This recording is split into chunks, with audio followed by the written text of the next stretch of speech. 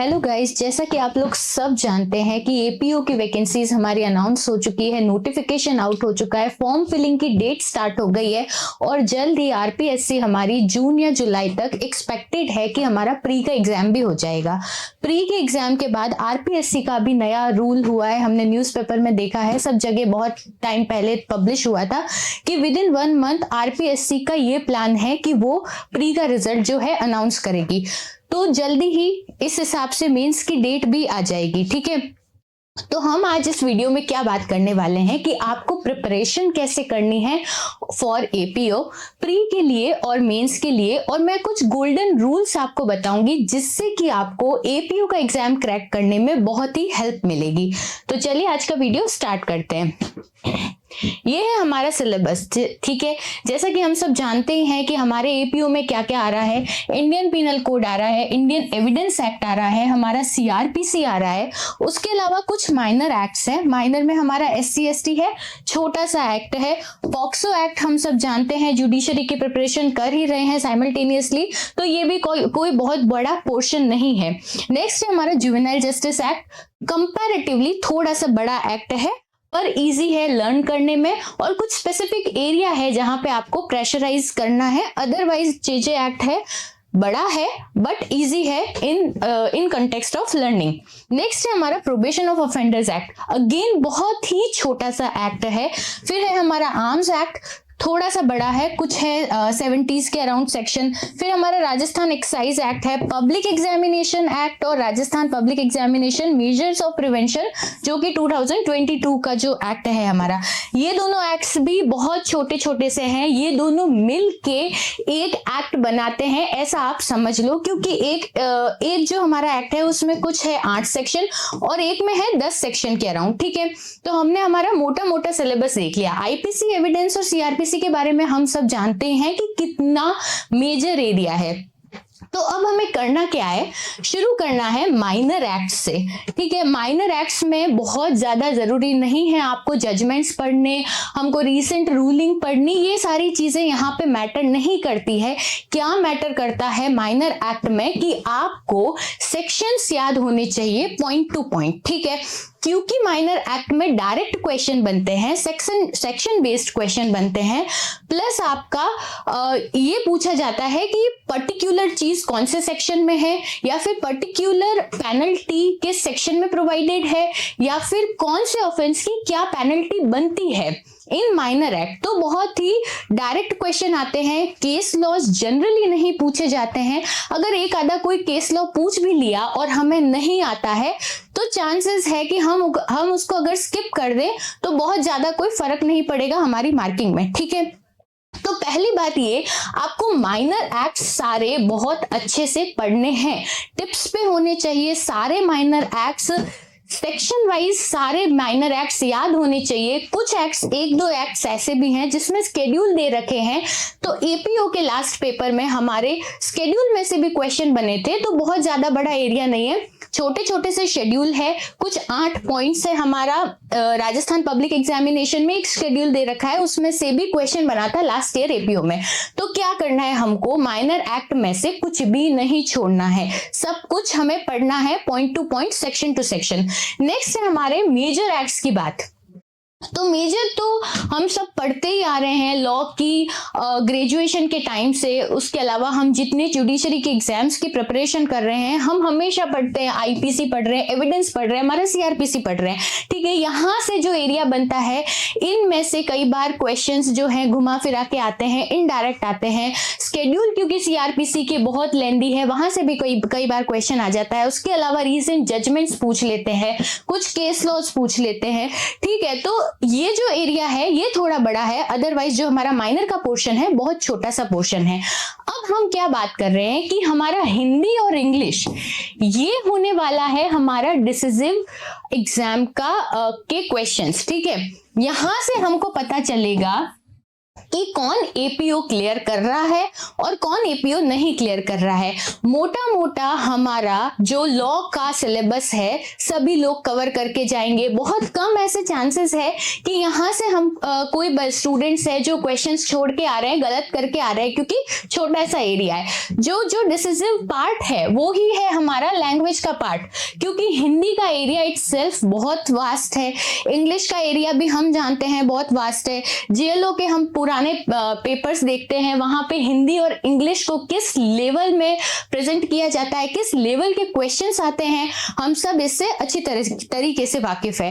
तो आज की इस वीडियो में मैं आपको क्या बताने वाली हूं, 3 गोल्डन रूल बताने वाली हूं, जिससे आपकी प्रिपरेशन में बहुत हेल्प मिलेगी। और आपके जो कंसेप्ट है कि मैम तैयारी कैसे करनी है, हमको समझ नहीं आ रहा, एपीओ की वैकेंसीज आ तो गई, हमने फॉर्म भी फिल कर दिया, क्योंकि आपको पता है कि फॉर्म की विंडो ओपन हो चुकी है। तो प्लीज जिसने भी फॉर्म फिल नहीं किया हो पहले फॉर्म फिल करें और उसके बाद एग्जाम की प्रिपरेशन करें। नहीं तो कई बार क्या होता है, जल्दबाजी में प्रिपरेशन के चक्कर में हम ये तो भूल जाते हैं कि हमको फॉर्म भी फिल करना है। तो मैं उम्मीद करती हूँ कि ऐसा हमारे में से किसी के साथ नहीं होगा। तो मैं क्या चाह रही हूँ कि आप पहले से फॉर्म फिल करें, उसके बाद आप अच्छे से सिलेबस देखें और उसके बाद मैं जो आपको 3 गोल्डन रूल बताने वाली हूँ उस पे एम्फेसिस करें, तो आपकी जो प्रिपरेशन है बहुत ही स्मूथ हो जाएगी, बहुत ही अच्छी होगी और अच्छा रिजल्ट भी हमें मिलेगा फॉर श्योर। ठीक है, तो हम बात करते हैं पहले रूल की, division of time between subject and language. Most important जो चीज है हमारी कि हम सिर्फ लॉ पढ़ते हैं, हम हिंदी और इंग्लिश को इग्नोर कर देते हैं। तो क्या चीज है कि एक बैलेंस होना चाहिए कि हम लॉ भी पढ़ें, हम हिंदी और इंग्लिश भी पढ़ें, क्योंकि हम प्री की बात नहीं कर रहे। प्री तो हम हो सकता है सिर्फ लॉ के बेसिस पे क्लियर भी कर जाएं, लेकिन मेंस को क्लियर करना बिना हिंदी इंग्लिश की अच्छी प्रिपरेशन से नामुमकिन है। ठीक है, क्योंकि 50-50 नंबर के हिंदी इंग्लिश के पेपर आने वाले हैं। अभी तक ये क्लियर नहीं है सिलेबस को देख के कि सिर्फ हमारा ऐसे पार्ट रहेगा या फिर उसमें से हमारे 1 लाइनर जो ग्रामर के डायरेक्ट क्वेश्चन वो भी बनेंगे। तो मुझे ऐसा लगता है कि वहां पे ग्रामर भी पूछी जाएगी, हमको बकायदा समास विग्रह करके उसको लिखना पड़ेगा, हमको संधि विच्छेद लिखना पड़ेगा, हमको विलोम शब्द लिखने पड़ेंगे, हमको पर्यायवाची शब्द लिखने पड़ेंगे, युग्म शब्द लिखने पड़ेंगे। उसके अलावा जो शब्द शुद्धि वाली चीजें होती है, वाक्य शुद्धि वाली चीजें होती है, वो सारी चीजें हमको बकायदा लिखनी पड़ेगी हमारे मेंस के एग्जाम में। तो सबसे पहला पॉइंट क्या है, डिवीजन करो टाइम का, कि हम इतने घंटे लॉ पढ़ रहे हैं और इतने घंटे हम हिंदी इंग्लिश को दे रहे हैं। ये चीज जो है वो फर्स्ट हमारा गोल्डन रूल है। सेकंड हमारा गोल्डन रूल है कि क्या करना है, हमको सिर्फ प्रीलिम्स की प्रिपरेशन नहीं करनी है। हमेशा याद रखो, चाहे आप जुडिशरी की प्रिपरेशन कर रहे हो, चाहे आप एपीओ एग्जाम की प्रिपरेशन कर रहे हो या किसी भी और ऐसे एग्जाम की प्रिपरेशन कर रहे हो जिसमें 2 लेवल या 3 लेवल है, तो हमको सिर्फ ये चीज ध्यान नहीं रखनी है कि हम अभी तो प्री क्लियर कर लेते हैं, मेंस की बात हम मेंस आएगा तब देखेंगे। नहीं, बिल्कुल गलत अप्रोच है ये। फ्रॉम द डे 1 जहां से आप प्रिपरेशन स्टार्ट कर रहे हो, आपको क्या करना है, प्रीलिम्स की भी उसी तरीके से प्रिपरेशन करनी है जैसे आप मेंस की प्रिपरेशन कर रहे हो, मेंस की उसी तरीके से प्रिपरेशन करनी है जैसे आप प्रीलिम्स की प्रिपरेशन कर रहे हो।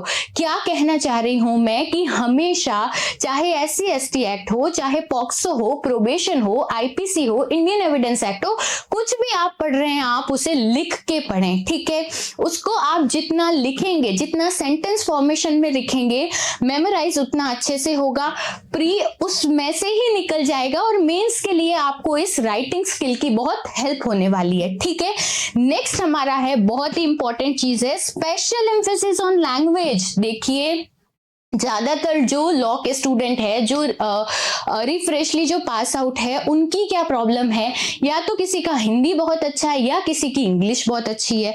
अब प्रॉब्लम यहाँ आती है जब हिंदी और इंग्लिश दोनों के पेपर होते हैं। ठीक है, चाहे मेंस हो या प्री हो, आपको हिंदी और इंग्लिश पढ़नी ही पड़ेगी। तो हमारा क्या उद्देश्य है कि हमको सब्जेक्ट्स और हमारी हिंदी इंग्लिश यानी लैंग्वेज हमको साथ में लेके चलनी है। तो 3 गोल्डन रूल जो हमने पढ़े, डिवीजन ऑफ टाइम एकदम अच्छे से करना है, किसके बीच में, सब्जेक्ट्स के बीच में और लैंग्वेज के बीच में। दूसरा हमको क्या करना है, प्रीलिम्स और मेंस की जो प्रिपरेशन है उसको साथ लेके चलना है। आज प्रीलिम्स की कर ली, प्रीलिम्स के बाद हम मेंस की करें, ऐसा नहीं करना है। हमको अप्रोच राइट रखनी है और प्रीलिम्स प्लस मेंस की प्रिपरेशन को साथ करना है। और थर्ड और मोस्ट इंपॉर्टेंट चीज है कि हमको स्पेशल एम्फेसिस देना है किस पे, लैंग्वेज पे। हिंदी और इंग्लिश को इग्नोर नहीं करना है कि लास्ट के 1 महीने में पढ़ लेंगे, नहीं। ये ही पेपर होने वाला है जो डिसाइड करेगा कि कौन एपीओ बन रहा है और कौन एपीओ नहीं बन रहा है। तो हमेशा लैंग्वेज को साथ लेके चले। लॉ वाले बच्चों की बहुत ही प्रॉब्लम है कि हम हिंदी नहीं पढ़ते, हम इंग्लिश नहीं पढ़ते, नहीं, हमको लैंग्वेज को पढ़ना है।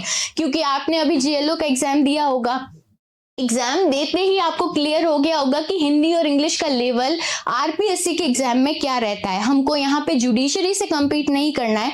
मैं जानती हूँ आरजेएस में जो 30% जो मार्क्स होते हैं हमारी लैंग्वेज के, इतनी ज्यादा टफ लैंग्वेज नहीं आती है, नॉर्मल इंसान उसको क्वेश्चंस को अटेम्प्ट कर सकता है। लेकिन आरपीएससी का पैटर्न जुडिशरी के पैटर्न से अलग रहता है इन टर्म्स ऑफ लैंग्वेज। तो आपको लैंग्वेज को बहुत अच्छे से करना है, आपकी ग्रामर बहुत अच्छी होनी चाहिए, चाहे वो हिंदी हो या फिर इंग्लिश हो। नेक्स्ट, हाँ, हमारा जो बैच है, ऑनलाइन बैच, होली धमाका हो गया है। यहाँ पे एपीओ का जो बैच है जो 18 मार्च से स्टार्ट हो रहा है, वो जस्ट मिलेगा आपको 2999 में। ये सिर्फ फेस्टिव ऑफर है, लिमिटेड ऑफर है। आपको क्या करना है, कोड यूज करना है स्वाति 777। और आपको जो ये पूरा बैच है हमारा एपीओ का, इसमें हम आपको प्रीलिम्स की प्रिपरेशन और मेंस की प्रिपरेशन साथ में करवाएंगे। ये बैच आपको मिलेगा 2999 ओनली, ठीक है। इतनी कम रेट में आपको प्रीलिम्स और मेंस की प्रिपरेशन करवाना एक बहुत ही अच्छा ऑफर है। तो जितना जल्दी हो सके इसको अवेल करवा लें। और अगर आपको कोई भी डाउट है तो आप इस नंबर पे कॉल कर सकते हैं, कोई भी क्वेरी है इस नंबर पे कॉल करें। Law Prep Judiciary is there for helping you in cracking APO exam. और हम सब है, करण सांगवान सर है, इनकी मेंटरशिप में हम सब आपको गाइड करेंगे for clearance of the APO exam, Rajasthan APO exam. Okay, चलिए बहुत अच्छे से प्रिपरेशन करिए, फॉर्म फिल करिए, उसके बाद प्रिपरेशन में लग जाइए। और जो 3 गोल्डन रूल जो मैंने अभी आपको इस वीडियो में डिस्कस किए, please keep that in mind और अपनी प्रिपरेशन को बहुत अच्छे से करें। और लॉ प्रेप जुडिशरी तो है ही आपके लिए थ्रू आउट दिस जर्नी। अगर आप प्री दे रहे हो, मेंस दे रहे हो, आप कभी भी लॉ प्रेप जुडिशरी आ सकते हैं, आप बैच ले सकते हैं। आपको बहुत सस्ते में 2999 में पड़ रहा है। लेकिन ये फेस्टिव ऑफर है, लिमिटेड टाइम के लिए है, तो जितना जल्दी हो सके प्लीज एनरोल कीजिए। Thank you.